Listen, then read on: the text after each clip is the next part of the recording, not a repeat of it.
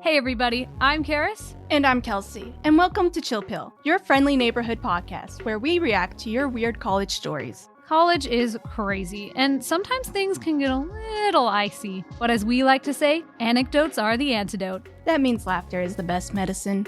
So kick back and relax, and let's take a chill pill. Hey guys, welcome to episode 3 of Chill Pill. We're so excited to have you guys back for episode number 3. It's me and Kelsey here just chilling. And today we're going to talk about classroom quirks. And we're pretty darn excited. So let's lead off with Professor Quotes. I like to persecute my students. I want to know which professors. I have some theories. I may know that, Professor. You may... Oh, I have theories. Okay. Next quote. Some people see God as a giant sugar daddy in the sky. Oh, I don't like that. I mean, he's got a point, but I don't like the wording. The wording? Mm-mm. No. Mm-mm. I was too short, too slow, too white. My goodness. Can relate. Jesus, I totally get the whole drink your blood and eat your flesh. Give me your arm. I'll take a bite. Okay. Did a professor really say this? That's what I was like. I'm scared. Here's one skin of water. When that's done, I don't know, go die or something. What? Okay. Is this like a Bible story, like skin of water? I wonder what Bible story it's like, here's some water. Oh, well, I guess, good luck. Last quote, here we go. Hey, here's a rock. You can crawl under it now. What? I was there for this quote. It was as hilarious as it sounds. Good times. Right. So if you've crawled out from under your rocks, we're going to get started with our stories. Our theme is classroom quirks. So we kind of chose some stories that are all classroom related. And our first one is a really cool story that was actually submitted from one of my high school friends back in South Africa where I grew up. So if you're listening, hi, Emil. His name is Emil Oosthuizen, and he sent in a story, and I thought it would be super fun to share it because he is also a college student, and he studied law at Rhodes University. And here's what he had to say. Studying law at Rhodes University has had a bunch of really funny moments. One night we sat down for a test, and we filled in these attendance slips that you had to put your signature on. And we did the test. It was good. After the test, the professor said, "Did any of you read what you signed, or is it customary for my contract students to put their signatures on any old piece of paper?"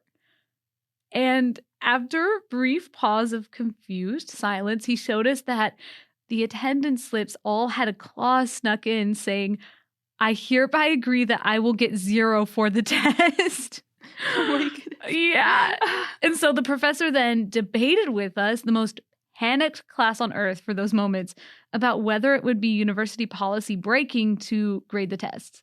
At the end, he just revealed the whole thing was a joke. It was just a teaching moment that he had planned into the course, but he got us really good. Oh my goodness. I would die. I would be crying in that class. Oh my goodness. I'd be losing my mind like, please, I want to get a 0. Oh my goodness, please. Oh. If there's any professors listening to this, please have mercy on our souls. Yes. My poor nerves can't take it. Well, I'll read the next one. This is from an anonymous source, so they sent it in anonymously. I can't say that word. One morning, I went to Einstein's and it was raining and my backpack was full. So when I got my food, I needed a place to put it. Luckily, I was wearing my favorite pants with the giant pockets. I put the drink in my pants and the hash brown in my sweatshirt pocket. Anyways, I saw Dr. Reynolds, and by way of conversation, I was like, "Reynolds, these are my favorite pants. Guess why?" As I reached for my pocket, he was like, "What, do you have tater tots in there?"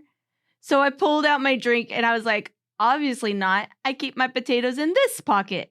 As I pulled out the hash brown from my sweatshirt pocket. I am honestly so proud of that comeback. Also, that reminds me of that one time last semester when he saw me stuff French fries into my backpack. In my defense, I was in a hurry. At this point, he probably thinks I'm some kind of potato hoarding gremlin. Potato hoarding gremlin. I love it.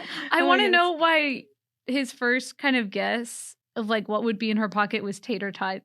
Well, I think it goes It's back to like beautiful. when she Oh, with the French fries. the French fries one. It's got to be tater tots.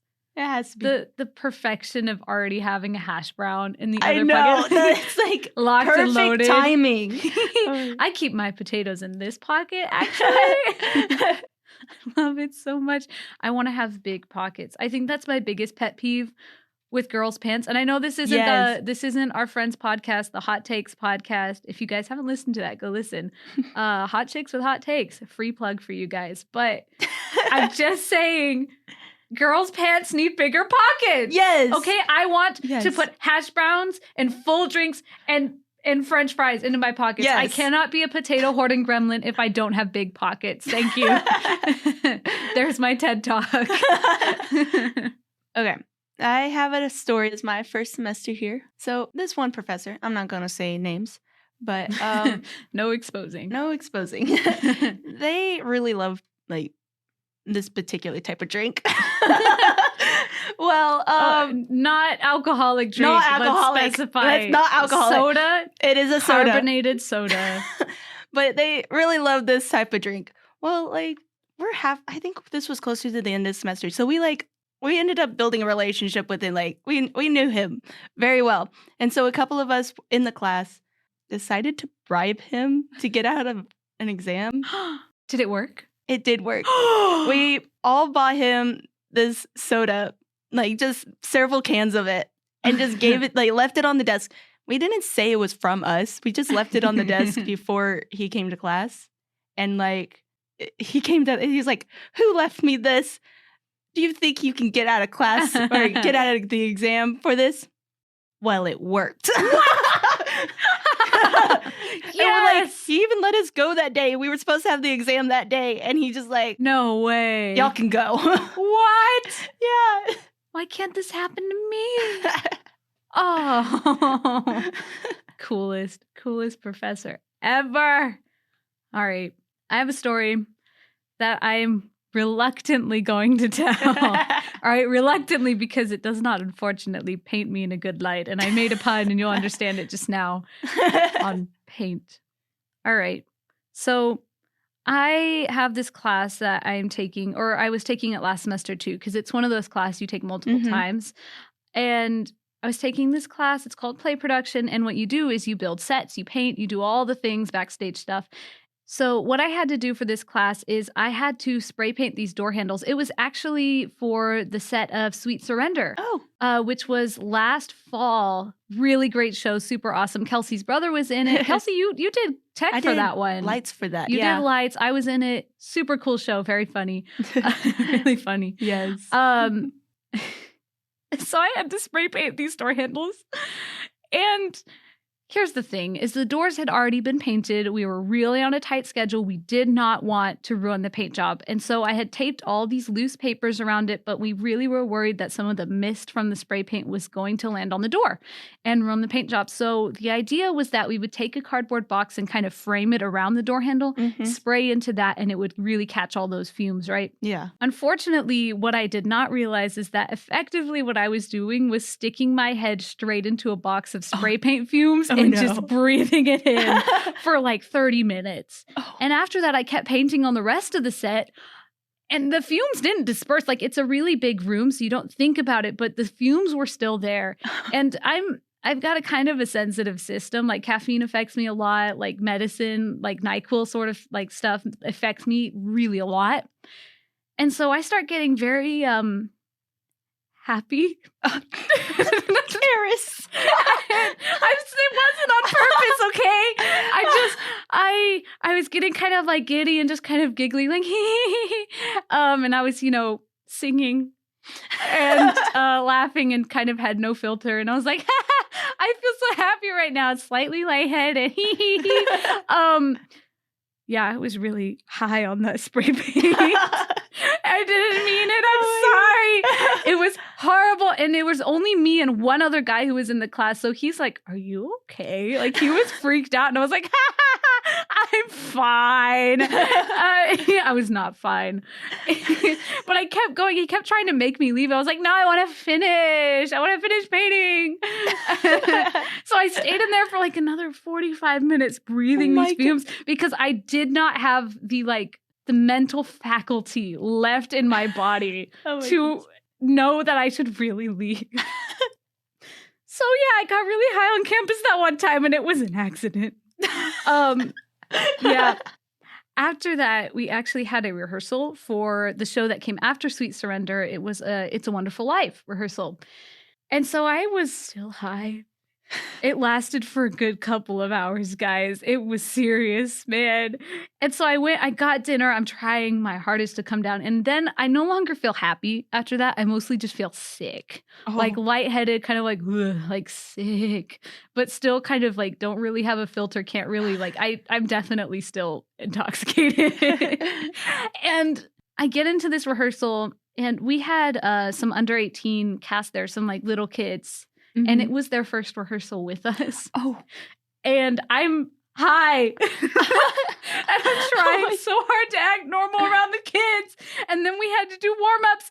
And warm-ups, the way we did them is we're walking around the stage in like actor neutral, right? Very neutral walking. And then we're doing our vocal warm-ups, which are tongue twisters, you know? So I'm basically trying to walk in a straight line and say hard words. All the things you can't do when you're high.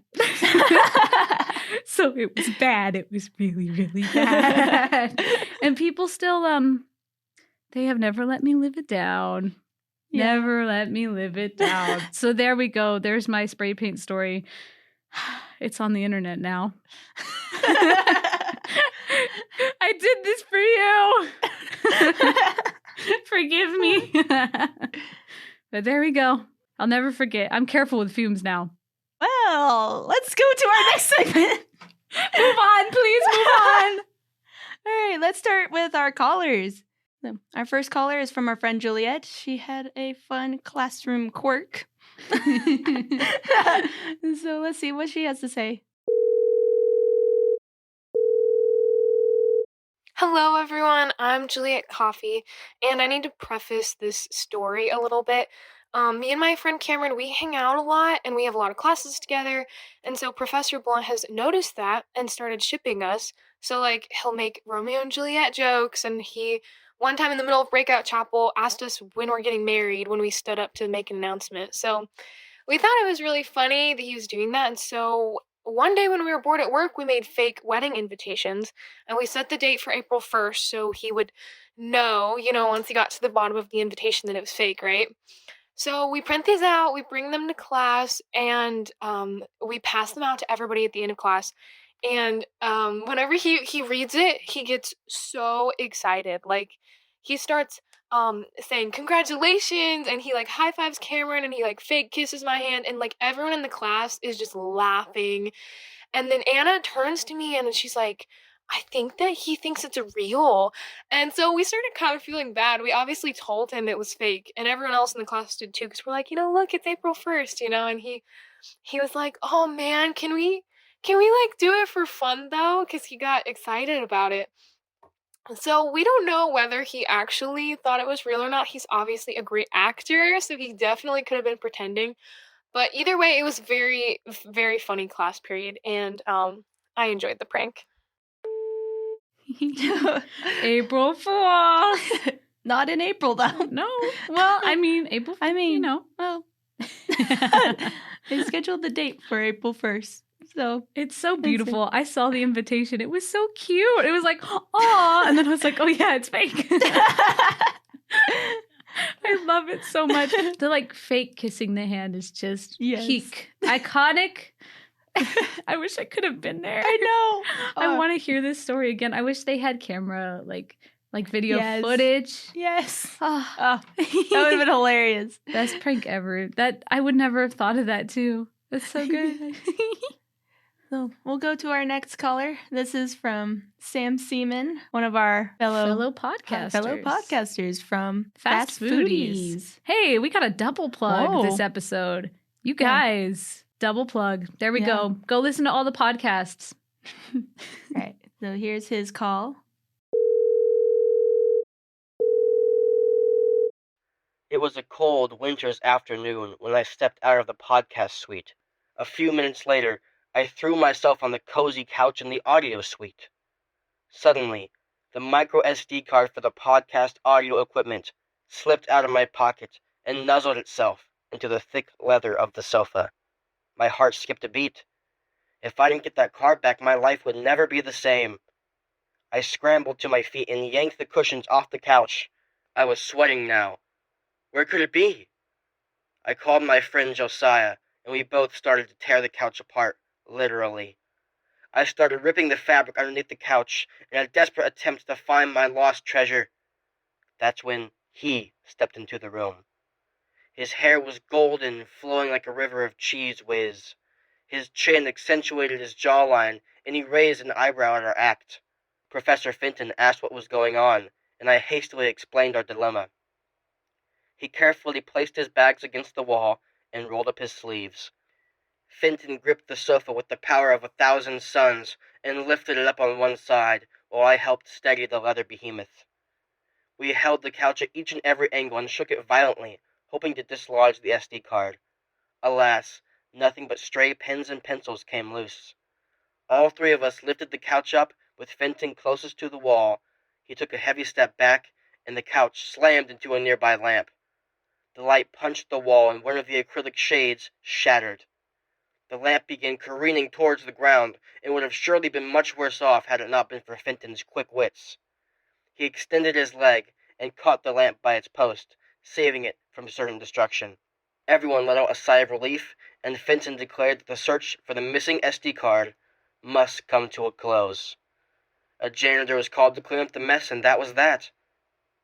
To this day, there is still a missing micro SD card hidden somewhere in the depths of that old leather couch. Oh my goodness. The theater of this story is What's really funny is like that Monday or the day after, I forget when it was, I had that professor's class and he reenacted what happened and showed us what happened. And we're like, so you broke a lampshade and decided you're going to reenact it with another lamp. Did you break the second one? He did not. He actually caught it. But still, he reenacted what happened. Hey, it sounds like an epic story. I can't get over it.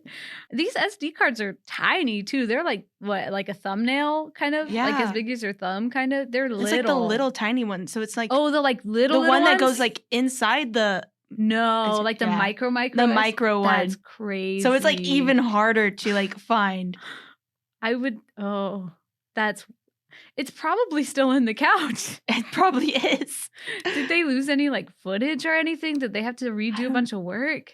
Yes, because we had audio production class and he had a whole assignment on there. No. And I'm like, well, that is painful right yeah. there. Oh. But hey, you got a good story out of it, so that's pretty good. We'll go to our next caller. Next caller, let's go. Our next caller is from Elayna Goodwin, so we'll call her and see what happens. Hey, so my name is Elayna, and I'm a senior theater ed student here at SAGU. I listened to your podcast last week, and I thought it was really funny. And I heard you guys had some people like calling in with funny stories and whatever. So I thought that, I have a weird story. Might as well share it. So I work at the library here on campus. I sit behind the desk, so any of you listening, you can come say hi. But anyways, last week I was heading into work, and there was my boss and some other students like standing around the printer, which is, totally normal. We help people print things all the time. But as I got closer to the desk, they didn't move, which is less normal. So I tried to catch my boss's attention, like, what's going on? And she did not respond. So I figured, okay, it must be that weird fad that I heard about going around campus. So I went, got my name tag, clipped it on, did my other, pre-shift checks. And then I, sat down at the desk because what else was I supposed to do? They were still frozen. So I went and put some books away, did my thing. I came back and they were still frozen. It'd been like 10 minutes at this point, which was kind of weird, kind of eerie. But after a while, they unfroze again, and they just acted like nothing happened. When I asked my boss about it, she had no idea what I was talking about. So I think they were just messing with me. I don't really know. But yeah, it was just such a weird coincidence, and I don't really. Excuse me. Hey, did you Excuse say me? people are getting frozen? Sorry, I'm in the middle of a call. Can you? Well, man, there's no time for that. You don't understand that something You're right, terrible is happening right now. I don't understand. Can you back off? Well, hey, listen, this is an emergency, and don't Well, you know who I am? No, you're just some rando in a tinfoil hat. Can you No, leave? I am a scientist in a tinfoil hat, okay? Okay, No. and you gotta listen to me. This isn't just some trend that's going on right No, now. scientists do not wear tinfoil hats. You look like you read The Onion. I'm gonna call security. Okay, I will leave. Don't call security, but take my card and put this hat on, okay? It'll protect you from the waves. The end is near. Just know that, okay? Waves? What is he talking about? Okay, he gave me a tinfoil hat, if you can believe. So now I've got 2 crazy stories on your call. Yeah, I'm gonna hang up and go change my address and my name. Bye. Okay. I don't know what just happened. I don't even know what to say to that. I have no words. This is probably just an elaborate prank, right? Right? Have you hope so. Have you seen a tinfoil hat man around campus? All right, cool. Oh. Well, I have no comments on that particular I don't story, except the fad continues. The mannequin challenge fad ? Continues. All right. Well, we're gonna lead off with the quote of the day. Oh wow, ironic that we chose this one. Go ahead, Kelsey. Read us the quote of the day. It gives me chill bumps just thinking about it. Yep. That call gave me chill bumps. Go. Yeah, gave me chill bumps too. Well, all right. Okay. Well, that's it for this episode of Chill Pill. Thanks for listening. And if you're wiping away any tears right now, I sure hope they're tears of joy. And don't forget to subscribe to our podcast and spread the word. Follow us on social media at chillpill_pod or use the links in the description to keep up with future episodes and behind-the-scenes content. And don't forget to send in your own college stories for us to react to. We'd be frozen without you.